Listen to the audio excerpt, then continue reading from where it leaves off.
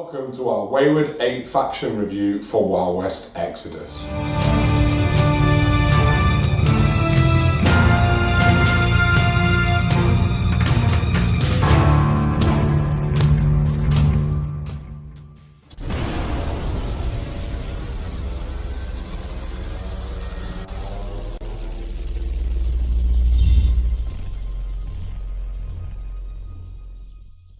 Hello and welcome to another Top Table Gaming video. You're joined by me, Jay, and this is the next in our Wild West Exodus series. And today we are doing a faction review of the Wayward 8 Posse box. So today we're going to have a look at each of the models' profiles, see how they play styles, and then maybe look at what we do to make it into a full-blown list. And I would love to say thank you to all of you who have been watching our Wild West content. Please subscribe, like, and get involved in the comments. It helps us know that these videos are well received and that we should continue making them. So, first of all, if you haven't seen, we've already filmed a Wayward 8 versus Deadly 7 battle report, which I will make sure is in the description below. So check that out if you want to see these guys in action. But without further ado, what we're going to do is we're going to hit the profiles one by one, talk through some of their abilities and their playstyles, and then come back at the end for a bit of a summary.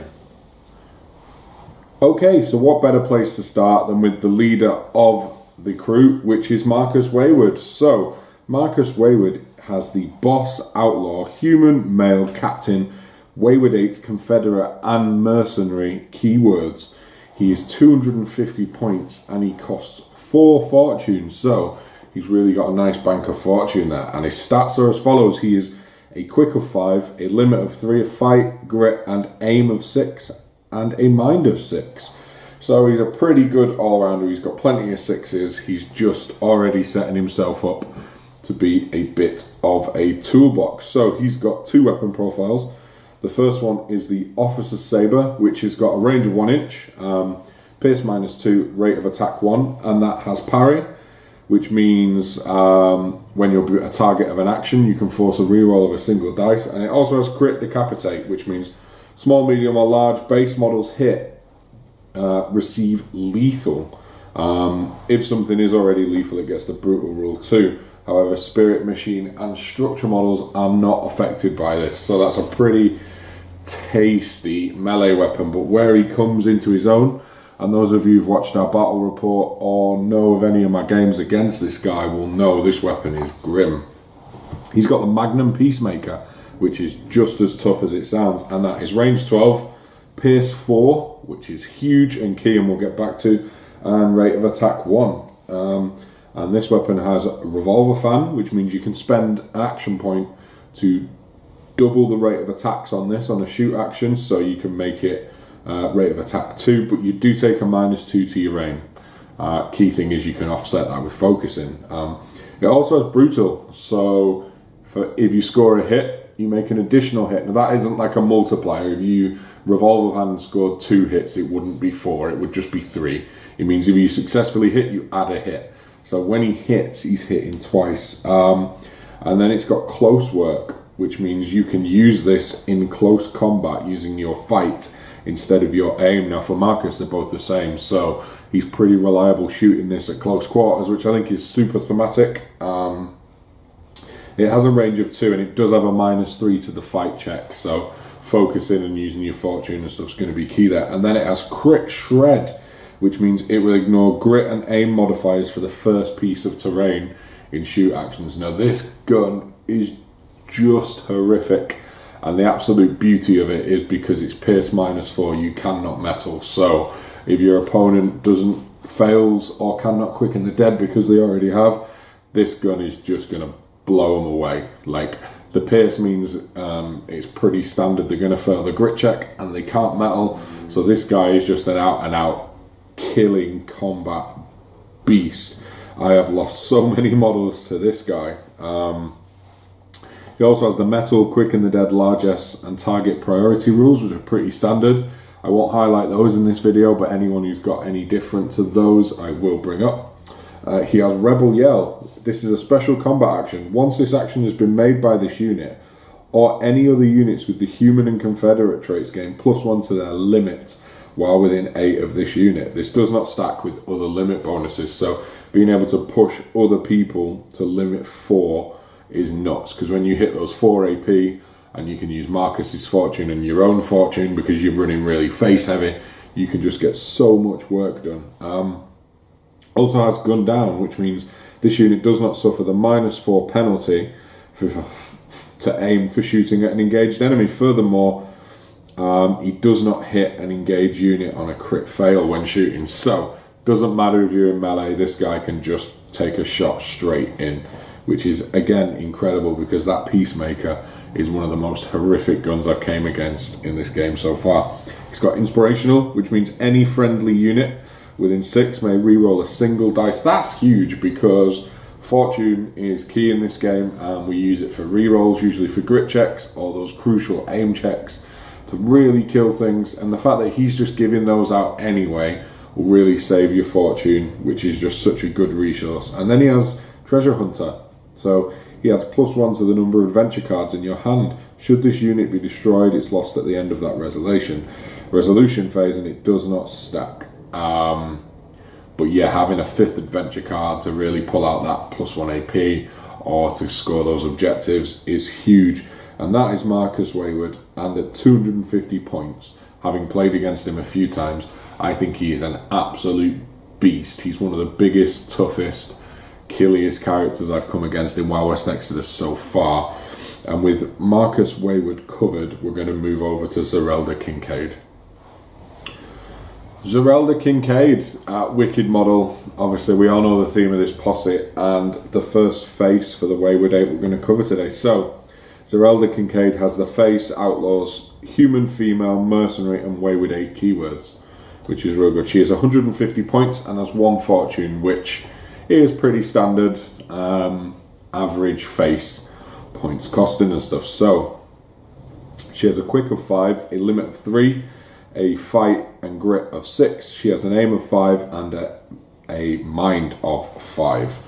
And she has 3 weapon options that she can use. She has a basic melee weapon, which you guys know. It's Pierce 0, rate of attack 1, base to base contact. It does what it says on the tin, gives her something to hit with in melee. And then she also has 2 other weapons. So she has a juice pistol, which is a range of 10, Pierce 2, rate of attack 1. She has revolver fan, so again she can double that rate of attack at a penalty to her aim. She has close work, so again she can shoot her pistol in combat. I really love that these can really just get stuck in and carry on shooting. And this weapon has crit overcharge, which means it gains the disrupt and hazardous qualities. If the model targeted already has both of these, it becomes lethal. So you can really stack out some conditions there and do a bit of extra damage. The crits on this posse are great throughout, and there's a really good stacking way of shooting these. And then the big scary gun, she has a mini atomic repeater, which is range 15, pierce 2, rate of attack 1, and this is crit brutal. So again, if you hit with it, you're going to do an extra hit. She then has the metal, quick in the dead, target priority, and teamwork common rules. So teamwork, if you guys aren't familiar, is when a boss or face from this posse within 8 finishes activating, you can immediately activate this unit as a triggered activation. So let's say Marcus or Flowing River or someone else goes and you don't quite finish the job and you don't want your opponent to react, this model can go and give you 2 activations on the bounce.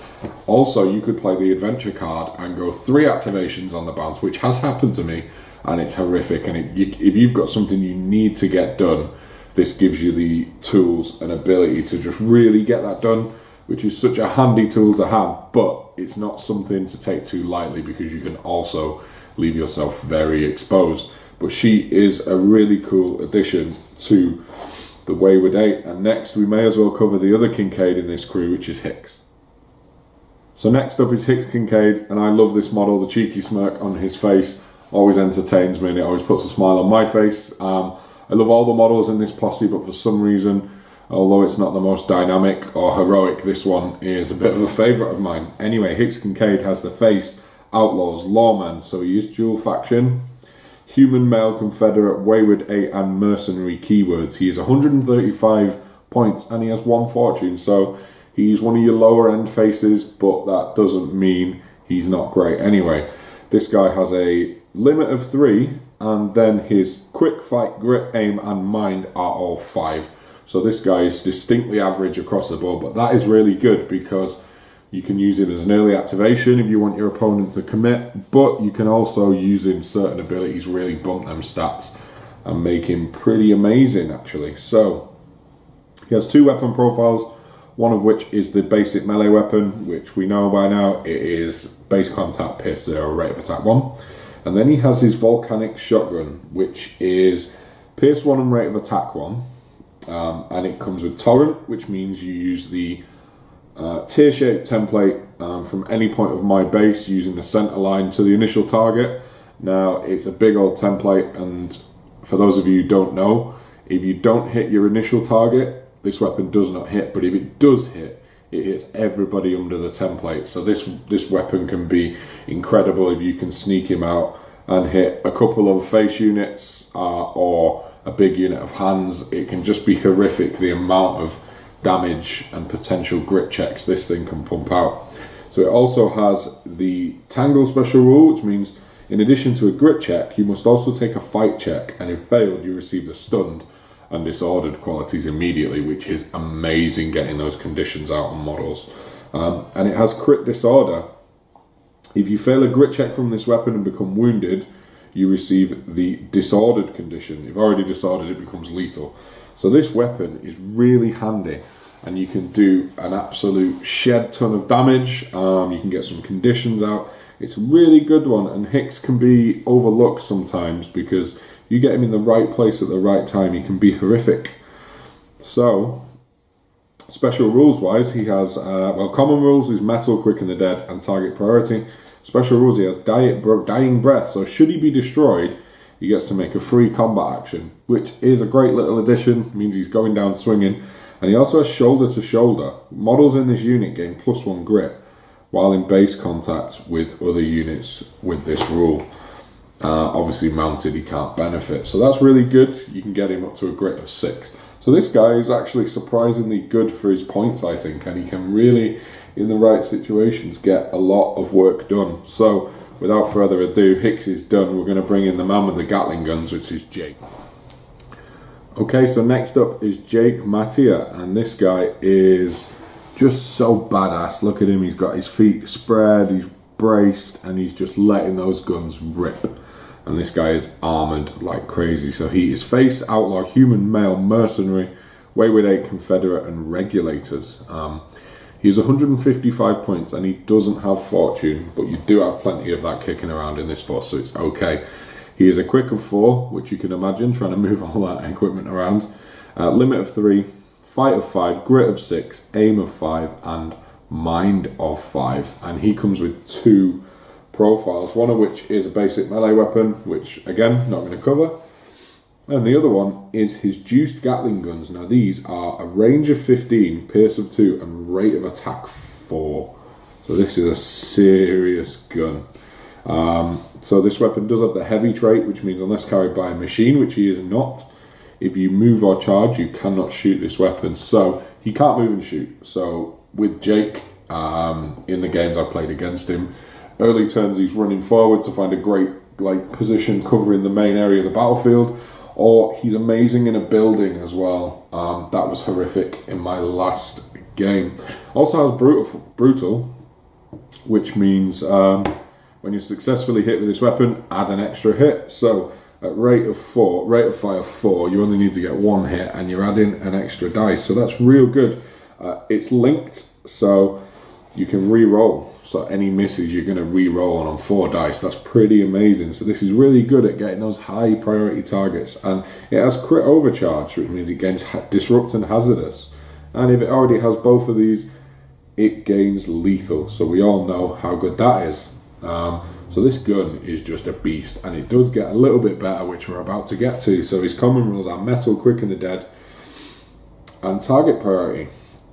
Special rules, gun down, so he doesn't suffer the -4 for shooting into melee. So if you're playing something a little bit more melee based, like Warrior Nation or something that's just going to want to get into you, he doesn't mind shooting into combat, which is amazing. And he's not hitting his own units on a crit fail. And then he's got Gunfighter, which means this unit may target different units with checks from their weapon's rate of attack in a shoot action rather than having to target a single unit. And he does not need to spend an action point to Revolver Fan.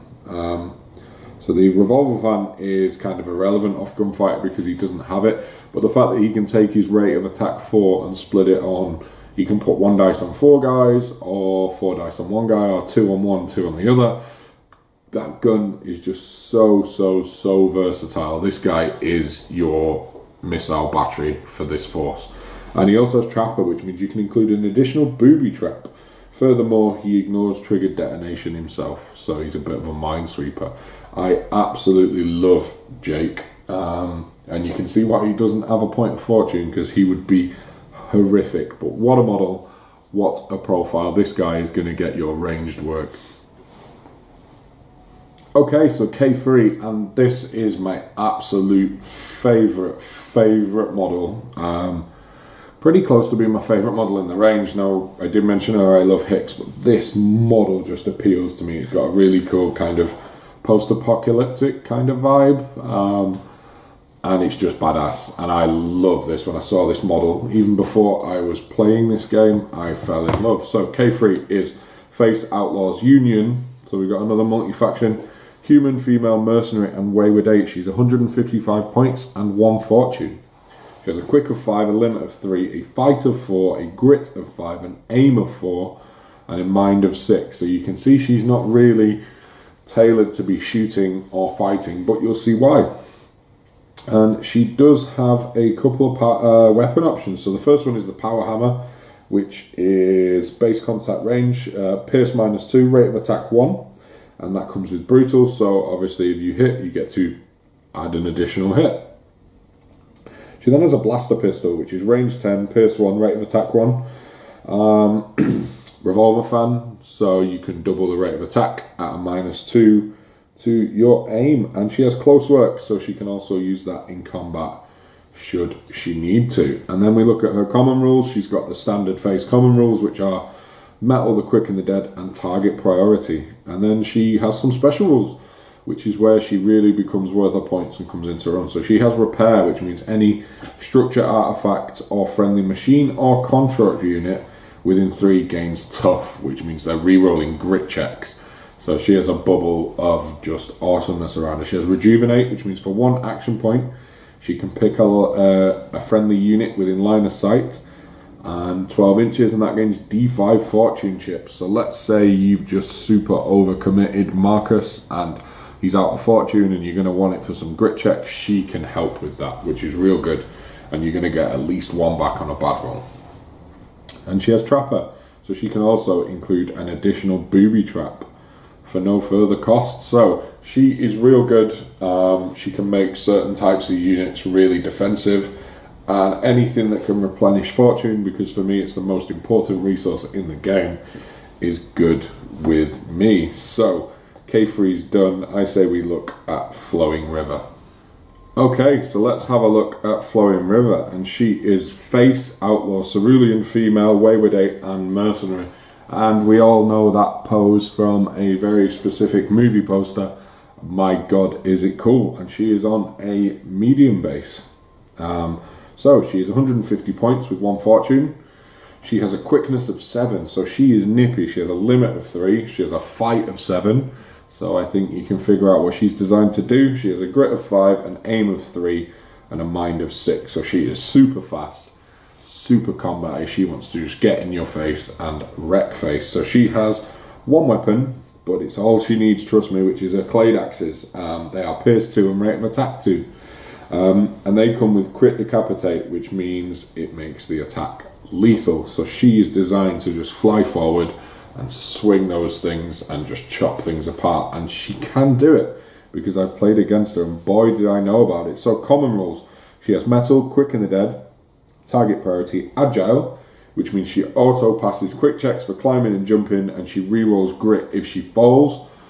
So again, really emphasizing how nimble and how much she's designed to fly forward. She also has prestigious, so she gains +3 for focused action, so she can take her fight straight to a 10.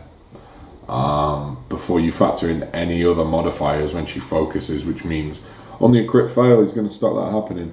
And she also has moving target, which means if she's moved over 7, with a quick of 7, that means she needs to focus or double move. She becomes, all successful aim checks must be re-rolled. So it gives her a bit of a dodge from ranged attacks. So she is real good. And then we get onto her own special rules. First of which is Combat Master. So she can make a second strike activation for 1 action point rather than the normal 2. A third and fourth still cost 2 as normal, but the fact that if you get a 3 AP card, which we know is super common in this game, that means she can move, attack, which is horrific. She could use a fortune to focus one of those. She's just built to get right up in your grill and wreck face. So she is, whereas Jake for me is the missile portion of this list, she is the out and out combat of this list, and then the other guys so far and going forward can float in between. Such a toolbox faction or posse, but this is your melee beast, and boy does she do it well. And she also has Stone Cold Killer, so anytime this unit destroys an enemy model, it gains an action point, and your action limit still applies. But that's so good because you can then use that action point for a further attack. She's just super good, and I think she's designed to get in your lines and then bounce around them and do as much damage as possible. So that is Flowing River. Next up is Sun Totem. Okay, so now we have Sun Totem, who is your sawbones of this crew. And Sun Totem is a face, outlaw, human male, doctor, wayward 8, and mercenary. And he is 120 points and has 0 fortune. So he is super cheap. And he has a quick of 5, a limit of 3, a fight of 4, a grit of 5, an aim of 4, and a mind of 6. So again, you can see, just like K3, this is one of your support characters. He's not built for getting in the thick of it. That being said, he has 2 weapon profiles, one of which is the basic melee weapon we won't cover. The second one is the drug pistol, which I love, and that has a range of 10, 0 piercing, and rate of attack 1. And it comes with some special rules, as do most weapons. It has stun, which means if a non-vehicle or construct passes a grit check from this weapon, it receives a stun condition. If already stunned, it becomes lethal. So I wonder what the hell he's shooting out of this gun. And it also has close work, so he can use it in combat should he need to. And it comes with crit disorder, so should you fail a grit check and become wounded, you're going to get the disordered condition. So this guy can really dish out some conditions on you actually with the stun. Disordered, he's not to be ignored. And he comes with the normal common rules, which are metal, quick, and the dead, and target priority. And his special rules, sawbones. So any friendly unit, excluding this one, within 3 gains tough. So he has no effect on machine, artifact, and structure units. So if you think about it, him and K3 between them give tough to pretty much everything. So they can create like a little central bubble if you're going to move forward quite close knit, and basically give you loads of rerolls to your grit checks. And then he has report, which means this unit's army can always bring an extra civilians unit. So he is a man of the people. But Sun Totem is very cool. Love the model. Really cool pose. And with that, we've got one left to do, which is Sierra. Let's jump into it. Yeah. Okay, so last but by no means least is Sierra Icarus, and she is a feisty woman and a very cool model, concealing that weapon behind her there, which is a super cool pose. So she's a face, outlaw, union, lawman, alliance, human, female, agent, wayward 8, and mercenary. So she has a lot of keywords, and she can dip into other factions as well. She's 130 points and doesn't have any fortune. So she's got a quick of 6, a limit of 3, a fight, grit, aim, and mind of 5. So she's another really cool across the middle. And she is coming with an Officer's Sabre, very much like Marcus, which is range 1, pierce 2, rate of attack 1. And that comes with parry, so you can re-roll hits that are coming into you and crit decapitate. So it's lethal, or if already lethal, brutal. And she also has the atomic pistol, which is range 10, pierce 2, rate of attack 1, and that comes with a revolver fan to double the rate of attack. Close work, so again, this faction love it. You can all use your pistols and stuff in combat, and it has a crit lethal, which means you're going to be re-rolling those grit checks. And then she comes with the rapport special rule as well, which means you can take an additional civilians unit for the appropriate points cost. Furthermore, once per activation, she can re-roll a single check if she's within 12 of those civilians. So that, with Sierra, rounds out our model by model kind of talk and walkthrough of the profiles.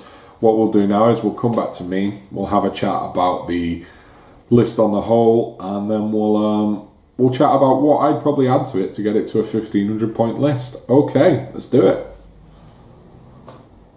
Alright, so that's it. We've just had a talk through all of the models that you get if you purchase the Wayward 8 Posse set. So, we've had a chat through them. Marcus, first and foremost, is an absolute beast. He's got that -4 gun for the metal. He's got 4 fortune, which is real good. So the box comes in at 1115 points and 8 fortune, which is a real strong foundation, and you're not far off full size to play a full 1500 point game in terms of organised play. So what would I add if I was going to add to it? So we've got 8 characters. We've got a really good mix. We've got your 2 support characters in Sun Totem and K3. You've got Marcus with his super powerful gun at the -4 pierce, and you've got Jake, who's an absolute shooting monster. You've also then got Flowing River, who's there to get in and do melee, and the other guys, you've got some shenanigans in chain activating with the teamwork action, and that's before you go into your adventure cards. So you've got a really good toolbox. So what would I add to make it 1500 points? And the first thing I'd add, because I love this model, is Slain. So Slain is a super cool outlaw face, and he is 190 points. He's got 1 fortune. He's got some really good stats, really good tricks, and he's got another pierce -4 gun in his pistols. So having 2 things that are going to ignore metal are really going to pull down those bigger units and suppress your enemy. I think he's a really good choice. And then you could look at some speed. So you've got 2 options. You could mount some of your Wayward 8 characters.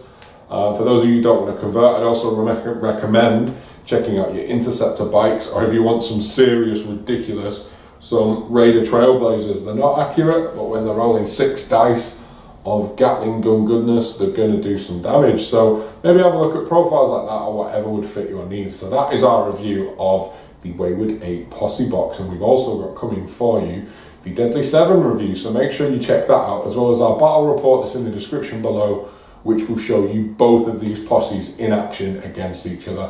As always, thank you for watching our Wowest Exodus content. I hope you're enjoying it. Like, subscribe, comment, get involved, tell us what you want to see, and we will see you in the next video.